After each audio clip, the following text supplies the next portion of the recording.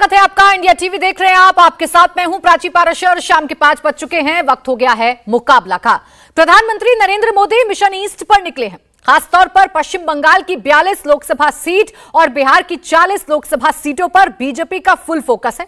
नरेंद्र मोदी ने बीते 48 घंटे में बंगाल और बीते 2 घंटे में बिहार की सियासी फिजा को बदल दिया है। क्या है मोदी के इस मिशन के मायने? कैसे फुल प्रूफ तैयारी से सीट टू सीट मार्किंग फॉर्मूले पर काम कर रहे हैं मोदी, ये तो बताएंगे। लेकिन उससे पहले राजनीतिक पार्टियों और नेताओं को मोदी से एक चीज जरूर सीख लेनी चाहिए, और वो सीख है गठबंधन क्या होता है और कैसे गठबंधन धर्म को निभाया जाता है। इस तस्वीर को आप जरा देखिए। एक तस्वीर आपके सामने रखती हूं। आज जब पीएम मोदी बिहार के औरंगाबाद पहुंचे तो मंच पर फूलों की माला से उनका स्वागत किया गया। यह स्वागत कार्यक्रम ही पीएम मोदी के लिए था, लेकिन पीएम मोदी गठबंधन सिर्फ दलों का मिलना नहीं, दिलों के मिलने को मानते हैं। इसीलिए नीतीश कुमार जो फ्रेम से बाहर थे, उन्हें हाथ पकड़कर मोदी फ्रेम में लेकर आए और उसके बाद अभिवादन स्वीकार किया। गठबंधन के नाम पर एक दूसरे को कोसने वालों को यह तस्वीर जरूर देखनी चाहिए। जब दरअसल मोदी बंगाल और बिहार के दौरे पर हैं, तो उनकी कोशिश है कि यहां इतनी सीटें जीती जाएं जितनी पहले कभी नहीं मिली। मोदी जानते हैं कि अगर अब की बार 400 पार का नारा सच करना है तो इसमें बिहार और बंगाल दोनों राज्यों की टोटल 82 सीटें अहम भूमिका निभाएंगी। सीटों का चयन हो या मुद्दों का, पीएम मोदी के इस दौरे से साफ है कि बीजेपी डिफेंसिव नहीं बल्कि अग्रेसिव अप्रोच के साथ मैदान में उतर रही है। अब सवाल है कि क्या मोदी के इस चुनावी दौरे ने बिहार और बंगाल में के माहौल को बदल दिया है? क्या बिहार में बीजेपी क्लीन स्वीप कर पाएगी? क्या बंगाल में पीएम मोदी ने ममता बनर्जी की दुखती रग पर हाथ रख दिया है? इन्हीं सवालों पर करेंगे मुकाबला। लेकिन उससे पहले आइए आपको सुनाते हैं पीएम मोदी ने पहले बंगाल और फिर बिहार में कैसे अपने विरोधियों पर बोला हमला। पश्चिम बंगाल में टीएमसी ने मां, माटी और मानुष का नारा लगाकर यहां की माताओं बहनों का वोट लिया, उनको गुमराह किया। लेकिन आज मां, माटी और मानुष सभी टीएमसी के कुशासन में रो रहे हैं। संदेश खाली की बहनें इंसाफ की गुहार लगाती रही, लेकिन टीएमसी सरकार ने उनकी एक नहीं सुनी। बंगाल में स्थिति ये है कि यहां पुलिस नहीं बल्कि अपराधी तय करते हैं कि उन्हें कब सरेंडर करना है। अब टीएमसी का मतलब ही बदल गया है। टीएमसी का मतलब है तू, मैं, करप्शन ही करप्शन। परिवारवादी राजनीति की एक और विडंबना है। मां बाप से विरासत में पार्टी और कुर्सी तो मिल जाती है, लेकिन मां बाप की सरकारों के काम का एक बार भी जिक्र करने की हिम्मत नहीं पड़ती है। ये है परिवारवादी पार्टियों की हालत। मैंने तो सुना है कि इनकी पार्टी के बड़े बड़े नेता भी इस बार बिहार में लोकसभा का चुनाव लड़ने के लिए तैयारी नहीं हो रहे हैं। और मैंने तो पार्लियामेंट में कहा था कि सब भाग रहे हैं। आपने देखा होगा, अब लोकसभा का चुनाव लड़ना नहीं चाहते, राज्यसभा की सीटें खोज रहे हैं लोग। तो प्रधानमंत्री झारखंड से होते हुए बंगाल पहुंचे, बंगाल से होते हुए बिहार पहुंचे हैं। फोकस है इन तमाम सीटों पर। बिहार और बंगाल की कुल मिलाकर 82 सीटें हैं, जिस पर प्रधानमंत्री नरेंद्र मोदी ज्यादा से ज्यादा सीटों पर कमल खिलाना चाहते हैं। अब उनकी इस रणनीति को कैसे रोकेगा विपक्ष, आइए इसी पर करते हैं चर्चा। खास मेहमान हमारे साथ हैं जफर इस्लाम साहब, प्रवक्ता भारतीय जनता पार्टी, जीएम शाहीन, वरिष्ठ नेता जेडीयू, इसके साथ ही साथ संजय सरकार, नेता टीएमसी हमारे साथ हैं, और तहसीन पूनावाला, राजनीतिक विश्लेषक के तौर पर हमें ज्वाइन कर चुके हैं। आप सभी का बहुत बहुत स्वागत है। मैं जफर इस्लाम साहब आप ही से शुरुआत कर रही हूं। बड़ी दिलचस्प तस्वीर आज बिहार से मैंने देखी है। जो लोग आपको फ्रेम से आउट करना चाहते थे, ऐसी क्या मजबूरी है कि उन्हें फ्रेम में आप लोगों को इन करवाना पड़ रहा है, वो भी हाथ पकड़ के?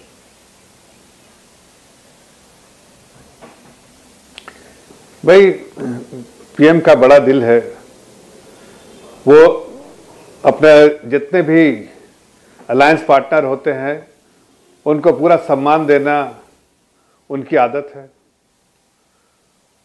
ये वो पॉलिटिकल पार्टी नहीं है भारतीय जनता पार्टी जहां अपने अलायंस पार्टनर से फायदे सिर्फ ढूंढते हैं और फायदा खत्म हुआ तो हाथ छोड़ देते हैं, दामन छोड़ देते हैं। हम अपने सारे अलायंस पार्टनर का कभी उससे नाता नहीं तोड़ते हैं। कोई हमसे तोड़ के चला जाए तो अलग बात है, हम कभी नाता नहीं तोड़ते। और जब अगर कोई वापस भी आता है तो हम उसको पूरा सम्मान जैसे पहले देते थे वैसे देते हैं। तो ये फर्क जो है भारतीय जनता पार्टी में, और आज एक पहला ऐसा नजारा आपने नहीं देखा है। कई ऐसे वाकयात हुए हैं जिसमें आपको अपोजिशन पार्टी और के लोग अगर हमारे साथ जुड़े हैं कोई पॉलिटिकल पार्टी तो उसको एहसास हो गया है और पार्टी ने महसूस किया है कि ये बहुत फर्क है। भारतीय जनता पार्टी के साथ अलायंस में आना, इंडिया का पार्टनर बनना गर्व होता है। गर्व इसलिए होता है कि वो मान सम्मान, पार्टी एक एमपी की हो, पार्टी 0 एमपी की हो, पार्टी 50 एमपी की हो, उससे फर्क नहीं पड़ता। आप इस इंडिया के पार्टनर हैं, सहयोगी दल हैं, आपको पूरा हर तरह का सहयोग, मान, सम्मान। जफर इस्लाम जी, आज तो आप बता ही दीजिए, आप खुलासा कर ही दीजिए, ऐसी कौन सी जादू की छड़ी आप लोगों के पास है जिससे पूरे के पूरे विपक्ष में आपने भगदड़ मचा दी है? कहीं ना कहीं से खबर आती रहती है कि आज उस पार्टी से आपके साथ शामिल हो गए, आज इस पार्टी से, आज महाराष्ट्र में टूट हो गई, आज बिहार में हो गई, कभी हिमाचल में हो जाती। कौन सी जादू की छड़ी आपके हाथ लग गई है? ये जादू की छड़ी नहीं, 2-3 अगर आप जानना ही चाहती हैं तो आपकी जनता को आपके द्वारा मैं इसके बारे में बता भी देना चाहता हूं। 3 बहुत महत्वपूर्ण बातें हैं। पहली महत्वपूर्ण बात कि पहले लोगों ने देखा था कि पॉलिटिकल पार्टी जो है वो सिर्फ पावर के नशे में रहती थी, जनता की चिंता नहीं रहती थी। ठीक है, आज वो फर्क दिखता है। जनता अपने आप को गर्वान्वित महसूस करती है, मजबूत महसूस करती है। उनका दामन थाम के, हम उनके हाथ थाम के आगे उनको मजबूती के साथ आदरणीय प्रधानमंत्री जी उनकी चिंता करते हैं। पहला फर्क, तो ये बहुत बड़ा फर्क है जिसको जनता ने महसूस किया। दूसरा फर्क कि करप्शन, जो बड़ा लीडर जो भी पार्टी का मुखिया होता था उसके प्रति परिवार के लोग होते थे, और परिवार के लोग के लिए आज सारी पॉलिटिकल पार्टी देश जो होना चाहिए, nation first, party second, self first, यह उल्टा था। हाँ। पहले परिवार, दूसरी में पार्टी और तीसरे में जो है देश। तो वो फर्क दिखा कि हम नेशन फर्स्ट की जो पॉलिसी है आम लोगों में, एक आम नागरिक में, उनमें जज्बा होता है कि देश के लिए कुछ करना है, तो वो इस बात को स्वीकार करते हैं। परिवार की जैसे नासूर चीज को, परिवारवाद को, उससे दूर जाना चाहते हैं। लेकिन ये कमाल के दार्शनिक हो गए हैं सारे के सारे पॉलिटिशियन जफर इस्लाम साहब। अभी चुनाव से ठीक पहले जो लोग आपको सत्ता से उखाड़ फेंकना चाहते थे, आज आप उन्हीं को लेकर आ रहे हैं ना फ्रेम में। बस मेरा इतना सही सवाल था, क्या मजबूरी है? इस बात का जवाब तो मुझे जीएम शाहीन साहब ही देंगे। उसके बाद कोई मजबूरी नहीं। देखिए 10 सेकंड में, 10 सेकंड जल्दी से बोलिए जफर जी, जल्दी 10 सेकंड। हाँ। तीसरी बात भी सुन लीजिए कि जो पॉलिटिकल पार्टी और उसके रिप्रेजेंटेटिव चाहते हैं जनता की सेवा करना, इसलिए अल्टीमेट ऑब्जेक्टिव क्या होना चाहिए पॉलिटिशियन का? समाज सेवा, जनहित में काम करना। अगर वो नहीं कर पाते हैं, इसलिए कि परिवार हित में काम करना, तो उससे जब परेशान हो जाते हैं तो उनको जनहित करने के लिए एक प्लेटफॉर्म मिलना चाहिए, जनहित का। अच्छा चलिए ठीक है, वो प्लेटफॉर्म आप देते हैं, ठीक है सर, वो प्लेटफॉर्म आप देते हैं। बिहार की तस्वीर तो बिल्कुल अलग है और बड़ी ही दिलचस्प है। इसलिए एक छोटा सा रिएक्शन मैं जीएम शाहीन साहब का चाहूंगी, उसके बाद संजय सरकार जी और तहसीन पूनावाला जी आपके पास आऊंगी।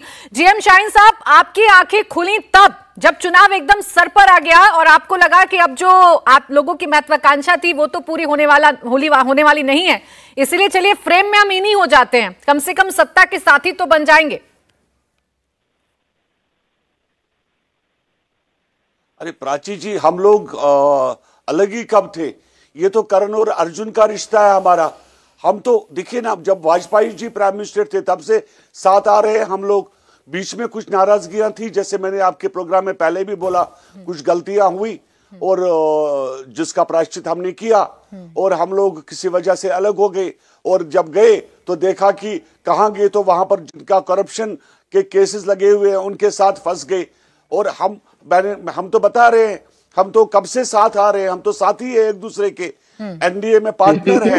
जब एनडीए बना था तब तो हम लोग पहले आए थे और हमने अपने साथी के साथ, मैं तो बता रहा हूं, ये तो करण अर्जुन का रिश्ता है। ये कैसे टूट सकता है, कैसे अलग हो सकते हैं? और बीच में जो अलग हो भी गए उसकी जो भी वजूहत थी। एक छोटी सी बात याद दिला दूं, करण और अर्जुन का रिश्ता तो ऐसा था कि दोनों अलग अलग सेनाओं से लड़े थे, एक दूसरे के खिलाफ लड़े थे। आप तो कब किसके खिलाफ लड़ रहे हैं, कब किसके साथ लड़ रहे हैं, यही साफ नहीं हो पा रहा है। कम से कम करण और अर्जुन में साफ तो था कि एक दूसरे के खिलाफ लड़ेंगे।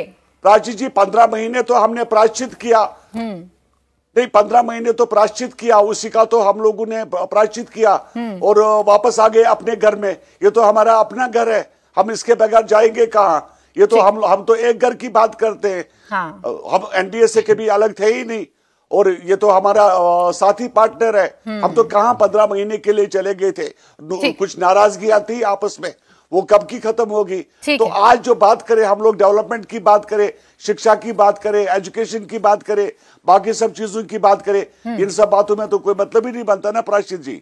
चलिए ठीक है सर, देर आए दुरुस्त आए, आप अपने घर वापसी करके जैसा कि आप कह रहे हैं, लेकिन आप उनको ही सत्ता से उखाड़ फेंकना चाहते थे और इसीलिए इंडिया गठबंधन की नींव पड़ी थी। अब जब आप बोल रहे थे तो तहसीन पूनावाला जी ठाके लगाकर हंस रहे थे, उस हंसी की वजह जान लेती हूँ। तहसीन पूनावाला जी, ये बात तो आप मानेंगे ना कि एक तरफ तो सीट शेयरिंग का फॉर्मूला तय नहीं हो पा रहा है और दूसरी तरफ ये सीट टू सीट मार्किंग कर रहे हैं, खुद पीएम सुनिश्चित कर रहे हैं कि कौन सी सीट पर कैसे जीत हासिल करनी और एग्रेसिवली अप्रोच है उनकी। नमस्कार प्राची जी, आपके शो में शिरकत करने का मौका मिला, इसलिए शुक्रगुजार हूँ। काश माननीय प्रधानमंत्री थोड़ा सा इस तरह की टारगेटिंग, फोकस टारगेटिंग भारत के नेबरहुड में, फॉरेन अफेयर्स में करते हैं। इस तरह की टारगेटिंग हमारे मणिपुर के अंदर करते। कल ही खबर आई कि मणिपुर की जो पुलिस है, उनके जो टॉप ऑफिशियल्स है, उनको किडनैप कर दिया गया, उन्होंने हथियार रख दिए। ये इस तरह की घटना ना कश्मीर में हुई, ना पंजाब में हुई। भारत की सेना कहती है, लेकिन माननीय प्रधानमंत्री पॉलिटिक्स के ऊपर ही नहीं आते। कोई बात नहीं, हम उस टॉपिक पर नहीं रहते, इस टॉपिक पर रहते। दो चीज पर मुझे बहुत हंसी आ रही थी। एक, मेरे बहुत अच्छे दोस्त जिनकी मैं बहुत सम्मान करता हूँ, मेरे बड़े भाई के सम्मान है, जफर भाई, कहते, आपने उनसे सवाल पूछा कि क्या जादू की छड़ी है, उन्होंने तो जवाब दिया, नहीं मैं आपको जादू की छड़ी बता दी थी। ये जादू की छड़ी नहीं, सिर्फ छड़ी है, ईडी की छड़ी। ये दम लगा के हमेशा ऐसे फटका लगता है ईडी की छड़ी का कि अच्छे से अच्छा भाग कर आता है। और उसमें एक इनोवेशन भी है, वॉशिंग मशीन। जब आप आ जाते हो तो वॉशिंग मशीन में धुलकर पूरे पाक साफ हो जाते हो। छगन भुजबल साहब है ना, छगन भुजबल साहब, जिनको चक्की पिसाने वाले थे देवेंद्र फडणवीस जी, उनकी ईडी की फाइल घूम गई, प्राची जी, फाइल ही घूम गई। सुना है आपने कभी? भारत में, डिजिटल भारत में फाइल घूम गई तो केस बंद हो गया। दूसरे विधायक थे कर्नाटका के, वो भी आ गए। वो आ गए ना तो कोर्ट के अंदर कहा, नहीं हमने उन पे रेड किया, 9 करोड़ रुपए मिले, लेकिन हमने उनको बताया नहीं हम उन पे रेड कर रहे थे, इसलिए हम केस बंद कर रहे हैं। ये फाइल है, ये वॉशिंग मशीन है। तो ये वॉशिंग मशीन की ताकत है इनके पास। और हमारे जेडीयू के मित्र कह रहे थे करण अर्जुन का हमारा रिश्ता है। अरे करण अर्जुन, एक साइड पे करण थे, एक साइड पे अर्जुन थे। अर्जुन का वध किया करण ने। अब ये तय कर दे कि अर्जुन कौन है, करण कौन है। वो जब भगवान कृष्ण जाते करण के पास और कहते कि आ जाइए इस कैंप में, तो कहते नहीं मैं उसी कैंप में लड़ूंगा दुर्योधन के साथ। तो अब कौन दुर्योधन के साथ लड़ रहा है ये तय कर दे। मोदी जी की सेना लड़ रही है या नीतीश कुमार की सेना लड़ रही है, वो तय कर दे। मैं इसमें कोई टिप्पणी नहीं करना चाहता हूँ। बात ये कि मैं आपकी एक बात से बिल्कुल सहमत हूँ और मैंने अभी ट्वीट भी किया आपके शो पे आने के पहले कि भाजपा अपना फर्स्ट लिस्ट शायद 6 बजे घोषित करेगा। और यहां पर मैं मानता हूं कि इंडिया अलायंस थोड़ा सा पीछे है, इस बात को मैं मानता हूं। सितंबर में जब इंडिया अलायंस की मीटिंग हुई, ये तय हो गया था कि साथ में लड़ना है। अगर जनवरी में लिस्ट बाहर आ जाती, प्राची जी के शो पे ये लिस्ट आ जाती, मुझे लगता है इंडिया अलायंस के पास बड़ा एडवांटेज है। ऑफ कोर्स बीजेपी के पास अब एडवांटेज है, आई एक्सेप्ट दैट। लेकिन अब भी मैं मानता हूं कि देश की जनता बीजेपी से तंग आ चुकी है और मुझे लगता है कि अब भी संभावना है कि सरकार बदली जा सके। फर्क इतना है कि अर्जुन की तरह उस तीर, लेकिन ये संभावना बनेगी कैसे तहसीन पूनावाला जी? मैं चलिए एग्री करती हूँ आपसे कि इस देश में बहुत सारे मुद्दे हैं जिसे आप तहसीन जी हमेशा उठाते हैं, विपक्ष के जो तमाम साथी हैं वो उठाते हैं, लेकिन इन मुद्दों को लेकर जनता का प्रतिनिधित्व करेगा कौन? आप लोग तो यही नहीं तय कर पा रहे। अब देखिए बंगाल में अकेले अकेले चुनाव लड़ रहे हैं, बिहार जो इतना जरूरी है आप लोगों के लिए, वहां क्या होगा? सीट शेयरिंग का फॉर्मूला इतनी देर कर दी, अभी तक कोई फॉर्मूला सामने नहीं आ पा रहा है। और उसमें एक कांग्रेस की विधायक कहती है कि अगर मुझे कांग्रेस टिकट दी तो मैं रोगी, बीजेपी दी तो मैं वहां चले जाऊंगी। अब सोचिए, तो ये सारी चीजें, ये प्रैक्टिकल चीज है। देखिए भाजपा को अगर हराना होगा और इतनी कठिनाई हमारे देश में, तो एक एजेंडा होकर, उस एजेंडा पर एक होकर इनकी असफलताओं को गिनाकर लोगों के सामने रखना बेहद जरूरी था। यहाँ पर मैं मानता हूं कि इंडिया अलायंस का एडवांटेज चला गया। ये एडवांटेज जो था इंडिया अलायंस के पास सितंबर में, ये चला गया। सितंबर में इन्होंने एक ही फैसला किया, 14 एंकरों को बॉयकॉट करना। ये बेहद स्टूपिड फैसला था, मैं बिल्कुल कह रहा हूं। और क्या आपके शो में कोई फर्क पड़ा? उससे आपके शो के रेटिंग बढ़े? इसको छोड़कर उन्होंने कोई भी फैसला साथ में नहीं किया। मुझे लगता है इससे बड़ा डिसएडवांटेज इंडिया अलायंस का कम्युनिकेशन डिपार्टमेंट बना था, उसने इस चुनाव को हराने में उसकी एक बहुत बड़ी भूमिका है। आइए संजय सरकार जी से बात कर लेते हैं। देखिए आप तो मान रहे थे तहसीन पूनावाला जी की बहुत ज्यादा पिछड़ा है विपक्ष, अगर उसे बीजेपी को हराना है तो साथ में मिलकर कोई तो एजेंडा तय करना चाहिए था। अब संजय सरकार जी बंगाल भी होकर गए प्रधानमंत्री नरेंद्र मोदी और एग्रेसिवली उन मुद्दों को उठाया जो आपकी गले की फांस बन रहे हैं। संदेश खाली, पीएम को उम्मीद है, पूरी बीजेपी को उम्मीद है कि इस बार तो आप कांटे की टक्कर आपको देंगे ही देंगे। जो 18 सीट पिछली बार जीती थी वो बढ़ाकर हम 35 करेंगे। आप मेरे को कितना समय वक्त दीजिएगा वो बोलिए, आप बीच में मत टूकिए। कितना वक्त दे रहे हैं बोलिए, हम जवाब पूरा दे रहे हैं। प्राची जी किसके बीच में नहीं बोलते, आप बोलिए ना। बोलिए संजय जी, बोलिए। मैं बोल रहा हूँ आपको, कमल जो फूल होता है वो सीजनल फूल होता है, शरद ऋतु में होता है और साल भर उसको दिखाई नहीं। घास और फूल जो होता है देखिए 12 महीने आपको मैदान में दिखाई देंगे, घर में दिखाई देंगे, चारों तरफ दिखाई देंगे। और मोदी जी कौन सा 3 साल के बाद में फिर सीजनल लीडर, प्रधानमंत्री नहीं प्रधान प्रचार मंत्री बन के बंगाल में आ गया है। माइग्रेंट लीडर के जैसे, एक माइग्रेंट लीडर जैसे आते हैं ना उसके तरफ आ गए हैं। ठीक है, तो मैंने कहना चाहता हूं जिस रास्ता से प्रधानमंत्री जी गुजार के आए हैं उस रास्ते के बारे में वो बोला। हम मानता हूं मदन जी को, जो बात बोला हकीकत बात बोल के गया। कैसे बोल के गया? कमीशन के बाद येदियुरप्पा का सरकार में 40% का कमीशन हो गया है। ठीक है, वो बोला है परिवारवाद। अच्छा, सोमा भाई मोदी तो मेरा भाई नहीं है, नरेंद्र मोदी जी को भाई है। और गुजरात भर्ती बोर्ड के अध्यक्ष बने हुए हैं, मेरा भाई नहीं है सोमा भाई मोदी, नरेंद्र मोदी जी को भाई है।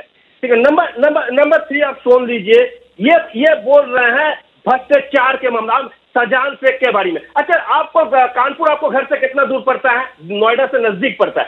परसों 2-3 दिन के पहले की घटना है, घातिमपुर में 2 नाबालिग को उसको रेप करके पेड़ के अंदर झुलाया गया है, लटकाया गया था। उसको भी बारी में देखा है। अच्छा, आप बताए तो मोराना में एक महिला 34 साल का महिला को 3 आदमी मिलकर गैंग रेप किया है, गर्भवती महिला थे, उसको पेट्रोल से जलाया गया था उसको लिए। मणिपुर में जो महिला को विवश करके रास्ता में घुमा गया, उसमें मणिपुर में उसको। अच्छा, अब मैं बीच में आऊंगी संजय सरकार जी, तो फिर आपको टेंशन होने लगेगी, प्रॉब्लम होने लगेगी, लेकिन मुझे आना पड़ेगा। अरे मैं कहाँ मना कर रही हूँ, आप उठाइए ना इन मुद्दों को, आप उठाइए और जोर शोर से उठाइए, आप सवाल करिए। जफर इस्लाम साहब यहाँ बैठे, आप उन पर सवाल करिए, लेकिन जो सवाल आपकी बंगाल सरकार पर खड़े हुए, अरे उसका तो जवाब देकर जाइएगा ना। क्या गलत कहा प्रधानमंत्री नरेंद्र मोदी ने? अगर संदेश खाली की महिलाओं का दर्द रखना चाहते हैं बंगाल के सामने और देश के सामने, तो क्या गलत है? अच्छा, मोदी जी जो बात करके गया है, मोदी जी बोल दिया 25 लाख यहाँ पर क्या हो गए, 100 दिन का काम के लिए घोटाला हुआ। ग्रामीण विकास और पंचायत राज मंत्री गिरिराज सिंह बोल रहा 5631 यहाँ पर फॉल्स कार्ड बना। किसको बात सच्चाई मानेंगे? प्रधानमंत्री को बात ना गिरिराज सिंह को बात मांगे? हम वो सवाल का जवाब दे रहे हैं ना, आपको बोल रहे। अच्छा, आप बोला चोट पे वोट, बंगाल को जनता को जिस तरह से उस मोदी जी ने छोड़ दिया, 100 दिन को पैसा 2 साल से नहीं दे रहे हैं, नरेगा को पैसा नहीं दे रहा, जो पैसा स्टेट गवर्नमेंट क्या मुश्किल है संजय जी? सारे मुद्दों पर बोलेंगे, संदेश खाली को टच नहीं कर पा रहे हैं।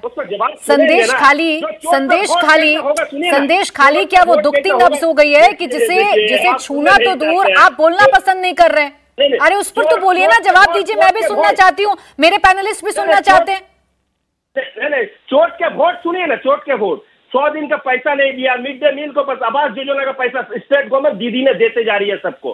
तो ये जो बंगाल को जनता को दिन में चोट लगे हैं, वो मोदी जी को वोट में तब्दील कर देंगे, ये कोई दो राय नहीं है। और आज आपको चैनल में दिखा रहा है, नीचे ये स्क्रीन शॉट में दिखा रहा है 20 से 21 से टीम होते थे। ठीक है संजय जी, अब देखिए आपने सारे मुद्दों पर बात कर ली, आपने पूरा समय भी ले लिया, आपने बात शुरुआत करते ही मुझ पर इल्जामातों की बौछार भी कर दी, मैंने आपको पूरा समय भी दे दिया, लेकिन संदेश खाली पर एक शब्द आप नहीं बोलेंगे। प्रधानमंत्री नरेंद्र मोदी ने जो मुद्दे उठाए हैं, बीजेपी ने जो मुद्दा उठाया है, कहीं आपकी गले की फांस तो नहीं बन रहा है, और ऐसा तो नहीं कि बंगाल धीरे धीरे करके आपके हाथ से निकल जाएगा। अभिषेक यादव जी भी ज्वाइन कर चुके हैं, नेता आरजेडी के, उनके पास जाऊंगी, एक छोटा सा ब्रेक ले रही हूं, फौरन वापस लौटूंगी, देखते रहिए मुकाबला।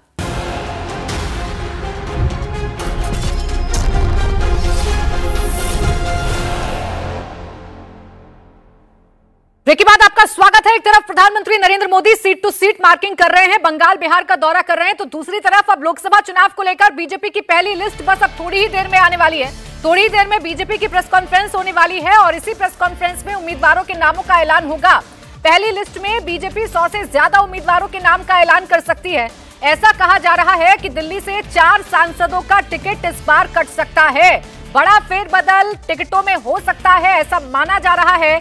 देखिए मंथन चला, देर रात तक ये मंथन चला, तड़के सुबह तक बीजेपी की बैठक होती रही और इसमें 100 से ज्यादा सीटों पर टिकटों को फाइनल किया गया है। और अब ऐसा माना जा रहा है कि थोड़ी ही देर में जो प्रेस कॉन्फ्रेंस होगी बीजेपी की, उस प्रेस कॉन्फ्रेंस में इस लिस्ट को सार्वजनिक किया जा सकता है। 100 से ज्यादा ऐसी सीट हैं जिन्हें फाइनल किया गया है और उसके नाम सामने लाए जा सकते हैं। पॉलिटिकल एडिटर हमारे देवेंद्र पाराशर इस वक्त जुड़ गए हैं ज्यादा जानकारी के साथ। देवेंद्र, क्या जानकारी आपके पास है? पूरी तैयारी बीजेपी ने कर ली है, पूरी कसर जो कमर है वो बीजेपी ने कस ली है 400 प्लस सीटें जीतने के लिए। ऐसे में कैसी होगी ये पहली लिस्ट, क्या उम्मीद लगाई जाए?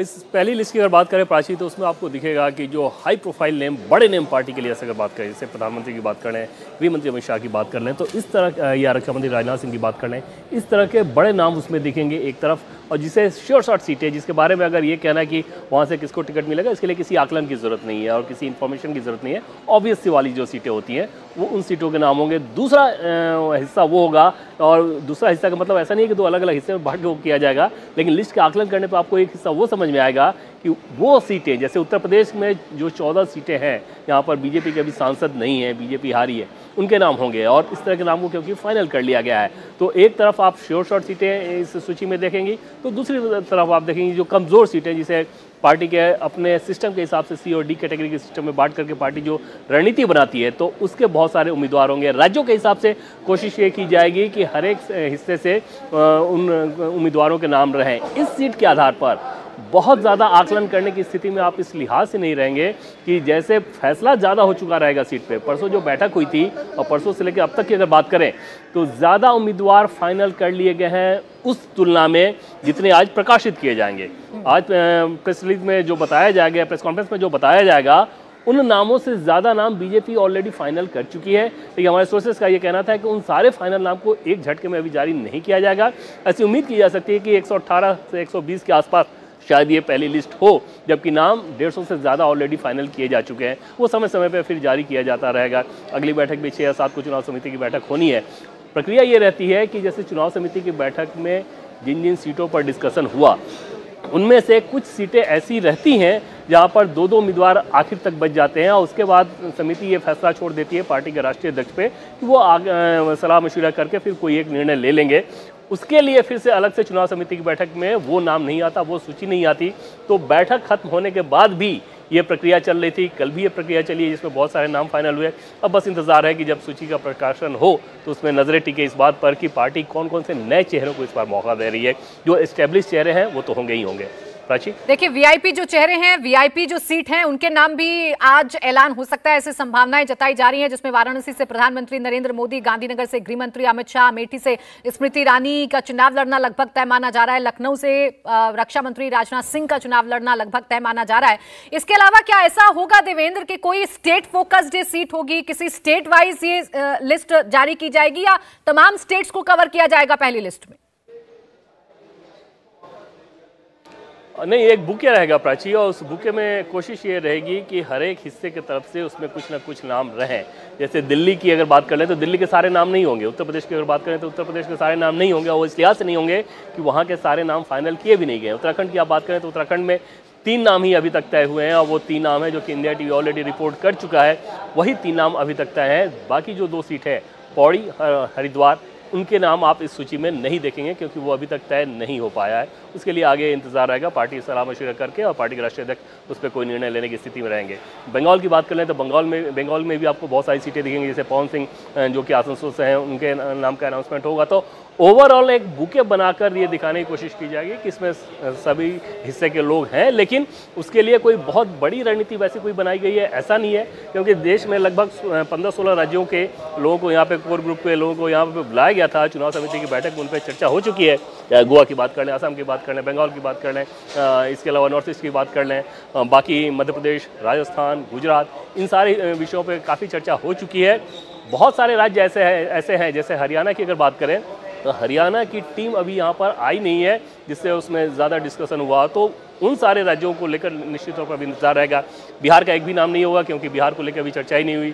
महाराष्ट्र का नाम नहीं होगा क्योंकि महाराष्ट्र को लेकर अभी चर्चा नहीं हुई। तो इस तरह की सीटें ही खाली रहेंगी। बाकी एक ओवरऑल मोटे तौर पे 100-120 के आसपास ये संख्या कुछ हो सकती है जो कि उम्मीदवारों के नाम रहेंगे। और जैसा कि मैं बार बार कह रहा हूँ, बहुत सारे नाम ऐसे होंगे जो कि पार्टी के एकदम से एस्टेब्लिश्ड हैं, जिनके कैंडिडेचर को लेके कोई डाउट ही नहीं रहा। और बाकी जो सीटें हैं जिस पर पार्टी ज़्यादा बड़ी रणनीति बना रही है कि अगर या तो पिछला चुनाव हारे या उसके पहले हारते रहे, उन नामों को कैसे शामिल किया जाए। लेकिन निश्चित तौर पर कुछ बड़े नामों पर नजरें टिकी रहेगी। जैसे मध्य प्रदेश की आप बात कर लें तो वहाँ ज्योतिरादित्य सिंधिया, उनको लेकर नजरें टिकी रहेगी कि क्या होता है, क्या उनको गुना से चुनाव लड़ाया जा रहा है। शिवराज सिंह चौहान को क्या विदिशा से चुनाव लड़ाया जाएगा। मध्य प्रदेश के लिहाज से बात करें तो ये 2 बड़े नाम हैं जिस पर नजरें टिकी हुई हैं। प्राची, बिल्कुल, देखिए बीजेपी सरप्राइज देने के लिए जानी जाती है और सरप्राइज ना सिर्फ जनता को बीजेपी देती है बल्कि अपने उम्मीदवारों को, अपने सांसदों को, अपने नेताओं को भी बीजेपी सरप्राइज देने में कहीं पीछे नहीं छूटती है। तो ऐसा माना जाए कि बहुत से ऐसे बड़े नाम होंगे जिन्हें आज शायद निराशा हाथ लग सकती है देवेंद्र, उनके टिकट भी बीजेपी काट सकती है उनके रिजल्ट, उनके रिपोर्ट कार्ड के आधार पर। और बड़े नामों की अगर बात करें तो उसमें मुझे संदेह है कि कोई ऐसा बड़ा नाम होगा जो कि आज सरप्राइज के तौर पे दिखेगा। और टिकट कटना तब समझ में आएगा कि जैसे किसी पार्टिकुलर सीट के बारे में वहाँ पर अगर किसी भी कैंडिडेट का नाम का अनाउंसमेंट नहीं हो रहा है तो आप समझ सकते हैं कि इसका मतलब ये नहीं है कि वो टिकट काटा गया। टिकट कटना तभी समझ में आएगा कि जैसे कोई भी अगर बड़ी सीट है, हाई प्रोफाइल सीट है और वहाँ पर आपने किसी और उम्मीदवार को टिकट दे दिया तो बात समझ में आती है। जैसे इस दिल्ली का अनाउंसमेंट होगा तो गौतम गंभीर तो ऑलरेडी बोल चुके हैं। दिल्ली की और भी जो 3 सीटें हैं इस दिल्ली के अलावा जिनको कटने के लिए बहुत ज़्यादा संकेत थे, तो उस पर नजरें टिकी रहेंगी। और जैसा कि पहले प्राची मैंने आपको बताया था कि जब चुनाव समिति की बैठक हुई तो दिल्ली में 7 सीटों पर सिर्फ चर्चा हो गई थी और उसके बाद जो दिल्ली बीजेपी के लोग थे वो निकलकर बाहर चले गए थे। आखिरी फैसले का वहां पर भी इंतजार था। देवेंद्र, ये जो लिस्ट जारी की जाएगी और जो बैठक चल रही थी चुनाव समिति की, उसमें आप जैसे बता रहे हैं कि 100 से ज्यादा सीटों का ऐलान किया जा सकता है, तो ये फॉर्मूला होगा क्या? सोशल इंजीनियरिंग को फिट किया जाएगा या रिपोर्ट कार्ड के आधार पर टिकटों का वितरण बीजेपी करने जा रही है? और जैसे चुनाव समिति की बैठक में जब इन नामों को लेकर प्राची आया गया इस हर स्टेट के द्वारा, तो पहले इसकी प्रक्रिया को समझें कि यहाँ क्या हुआ और उसके पहले होमवर्क समझेंगे कि वहाँ क्या हुआ था। उससे दर्शकों को ये समझ में आएगा कि बीजेपी अगर किसी कैंडिडेट के नाम पर विचार करती है, मुहर लगाती है, तो उसके पीछे कैसा होमवर्क होता है, किस तरीके का होमवर्क होता है। चुनाव समिति में यह रहता है कि जैसे संबंधित राज्य के जो बड़े लीडर हैं, जैसे अगर वहाँ मुख्यमंत्री हैं, वहाँ पार्टी की सरकार है तो मुख्यमंत्री, उप मुख्यमंत्री हैं तो उप मुख्यमंत्री, पार्टी के प्रदेश अध्यक्ष, पार्टी के संगठन महामंत्री, इसके अलावा भी कोई लीडर हो सकता है। कोर ग्रुप में जो महत्वपूर्ण लीडर है जिसकी राय मायने रखती है उनको बुलाया जाता है।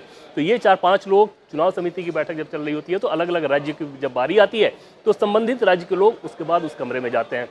वहाँ जाने के बाद सामने एक स्क्रीन लगा होता है, स्लाइड।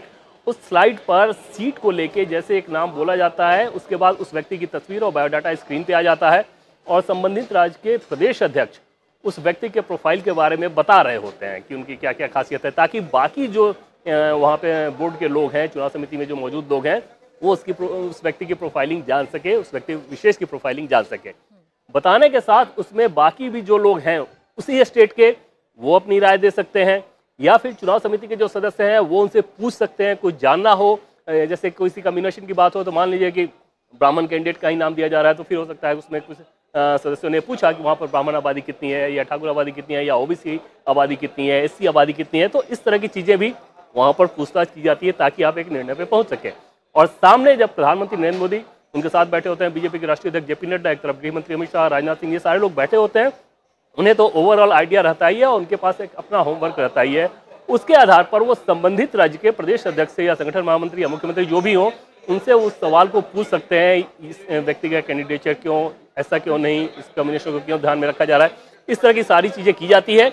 उसके बाद राष्ट्रीय अध्यक्ष ये बताते हैं कि इस नाम को फाइनल करते हैं।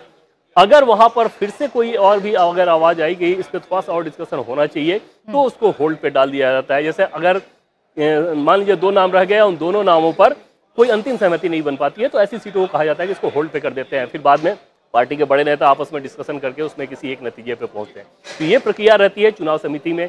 इससे पहले की अगर बात करें तो पार्टी ने अलग अलग तरीके से फीडबैक का सिस्टम बनाया था हारी हुई सीटों पर। खासतौर पर वहाँ पे पर्यवेक्षक भेजे गए थे, उनको एक सूची दी गई थी कि जो पार्टी संगठन से जुड़े हुए लोग हैं उनसे आपको बात करना है, जो सामाजिक रूप से प्रतिष्ठित व्यक्ति हैं, वहाँ पे इन्फ्लुएंशियल लोग हैं, उनसे बात करना है। तो ये पूरा होमवर्क पहले करा लिया गया था और चुनाव समिति में क्या होता है वो मैंने आपको बताया। बिल्कुल, देखिए थोड़ी देर में लिस्ट आएगी, प्रेस कॉन्फ्रेंस होगी और उसके बाद ये समझ में आएगा कि बीजेपी कितने सरप्राइज देती है और 2024 के लिहाज से आखिर किस तरीके से कैंडिडेट्स का चुनाव किया गया है।